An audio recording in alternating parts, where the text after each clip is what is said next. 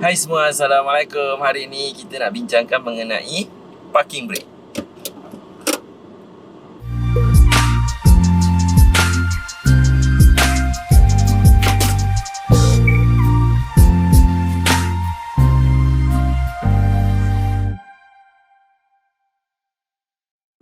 Mesti ada antara korang yang risau kan bila aku tarik handbrake dan aku tak tekan butang pada handbrake. So hari ni aku nak hapuskan mitos kenapa korang tak perlu pun tekan pun butang handbrake tu apabila menarik handbrake. Jadi menurut mereka, jika aku tarik handbrake tapi aku tak tekan butang ni, aku akan menyebabkan kerosakan kepada gigi gear untuk penarikan wheel handbrake ini. Tapi hari ini aku nak terangkan kenapa ia tidak semestinya berlaku dan bagaimana sistem wheel handbrake ini berfungsi. Okey, cara handbrake punya wheel ni berfungsi amatlah mudah. So apabila kita menarik handbrake tu, so dia akan menarik dua kabel yang ada dekat belakang. Bila wheel tu tertarik, dia akan mencengkam brake pad kepada brake disc itu. Dan kalau yang kat belakang, dia akan menekan brake pad bed drum tu kepada drum di kelilingnya, menyebabkan kereta pun terhenti dan tak boleh bergerak. Dan ia adalah sepenuhnya mechanical system. Begini caranya, kalau kita nak menyebabkan kerosakan kepada gigi gear yang ada pada wheel handbrake itu, dia memerlukan dua benda. So sama konsep dengan brake kereta, iaitu kalau kita brake dekat bandar secara perlahan dan tidak secara tergopoh-gapah, so brake pad dengan brake disc tu tak panas. So dia panas pada suhu yang dibenarkan. Jadi dia punya friction dan kerosakan kepada brake pad ni pun tidak tinggi dan dia punya friction tu taklah teruk sangat. So dia masih berada pada tahap yang dibenarkan.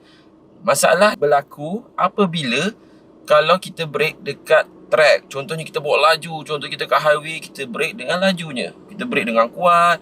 So temperature tu akan melebihi daripada yang sepatutnya. Jadi ia akan menyebabkan kerosakan kepada gigi gear tu. Ada yang kata sampai botak gigi gear tu. Tak ada. Walaupun kereta saya Proton Satria yang dah berumur hampir 20 tahun, tetapi gigi gearnya masih elok dan tidak ada tanda-tanda pun untuk terlepas daripada tempatnya. So jadinya sama dengan konsep brake pad tadi. Kalau kita tarik ni panas, maksudnya panas macam dekat brake tadi tu, ya, dia akan rosak. Akan tetapi ia tidak berlaku kat dalam kereta. So tak perlu takut. Dan kalau korang nak tekan tu, kalau korang hanya tekan bila nak turunkan sahaja. So kalau kita tarik tu kita boleh dengar lah. Kalau kita tekan, contohnya kita tarik dan kita tekan dan tarik, kita tak tahu berapa banyak dah habis. Hanya berdasarkan kalau dah rasa ketat, dah berhenti kat situ. Tapi kita tak tahu berapa gear yang dah masuk. Kalau kita tak tekan butang, so kita akan tarik dan 1, 2, 3. Mungkin kalau kita tahu kereta kita mungkin dekat 5, dekat dah tahu dah bahawa kalau dekat turun bukit tu 5. Tapi kalau kat jalan rata mungkin 1 sudah memadai untuk brake. Lagipun kalau kita biarkan brake tu lama, dia boleh menyebabkan jam kalau kita parking lama dan brake tu terlampau tinggi dia punya kuasa. Nanti dah masalah lain pula dah. Jadi sekarang ni silalah bila nak tarik handbrake tu, tarik dan jangan tekan butang tu. Okey, ini mungkin tidak kena-mengena dengan kereta-kereta yang terkini yang pakai handbrake secara elektronik lah. Tapi kita cerita sekarang mengenai kereta yang ada wheel handbrake. Contohnya Proton Satria, Proton Wira, Proton Myvi, yang famous lah kat Malaysia ni. Okey, alright, itu saja video untuk hari ini. Aku harap korang dapatlah sedikit ilmu yang aku kongsikan hari ini. Jangan takut tekan brake ini, okey? Bila nak tarik handbrake, tak payah tekan butang. So hanya tekan butang handbrake tu apabila hendak turunkan ia sahaja. Alright, itu saja untuk video hari ini.